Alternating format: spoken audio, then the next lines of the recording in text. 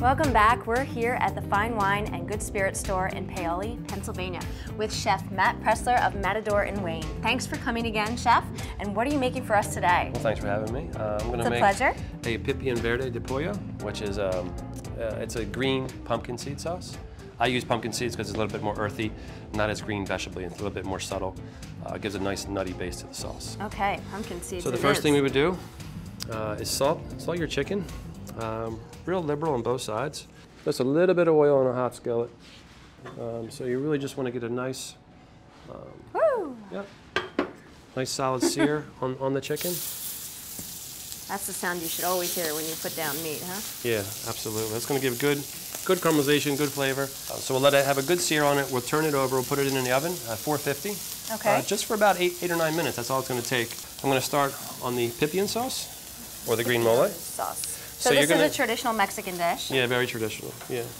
You would actually use like a molcajete, like a grinding stone, to make this sauce. Big.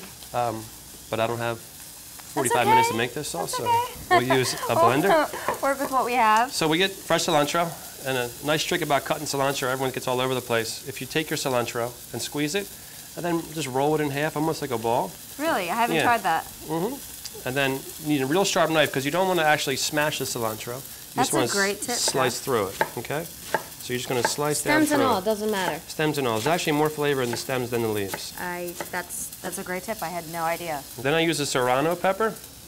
The Serrano Pepper, you want a nice firm light green when you're at the store. This is going to be a nice spike through the fat of the sauce. The nuts will give you that fatty, thick feeling. That Serrano is a nice sharp flavor.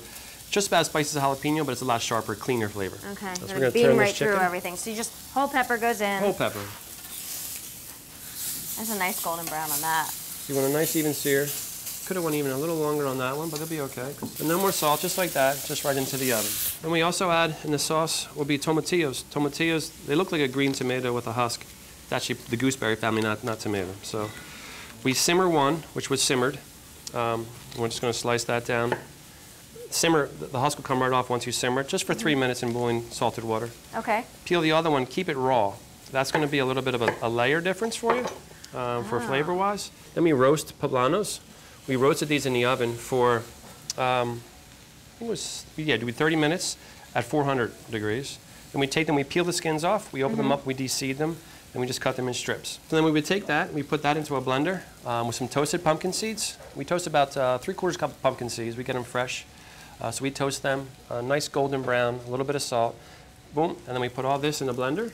So this would totally go into the blender. A little bit of chicken stock, probably about 1 cup of chicken stock. Do you need any type of water? Yeah, you do. A little chicken stock. A little chicken stock, you could use vegetable stock if you wanted. You can use vegetable stock, keep it vegetarian, sure. So your finished product would look like this. See how thick that is? It's almost like a batter. And you don't want to be a runny sauce. So it's a little bit kick to it. You can take the Serrano out if you don't.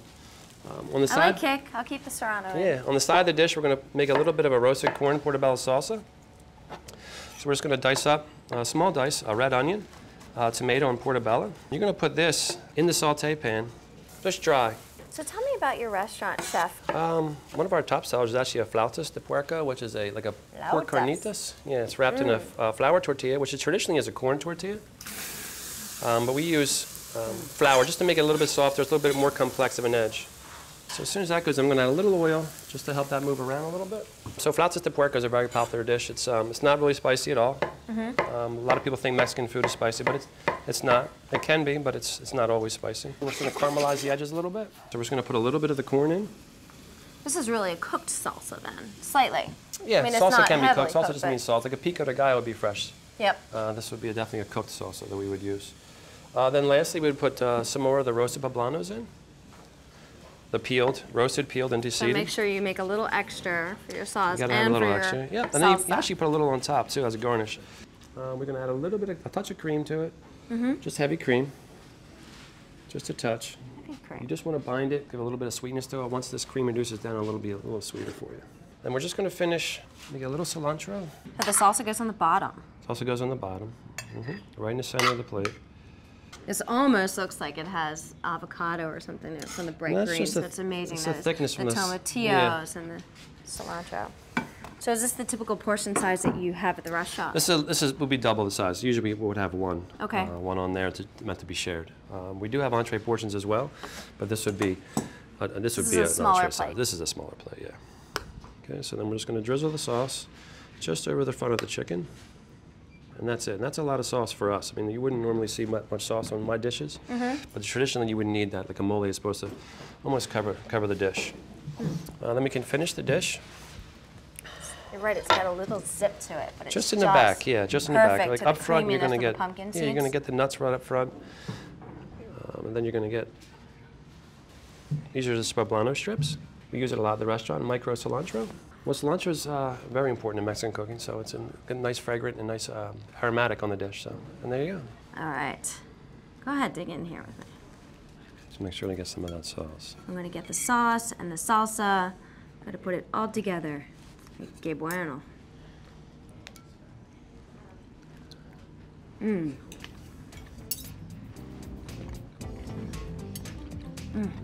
different Beautiful layers. flavors, different layers, different textures. You couldn't ask for anything more perfect than this. Thank you.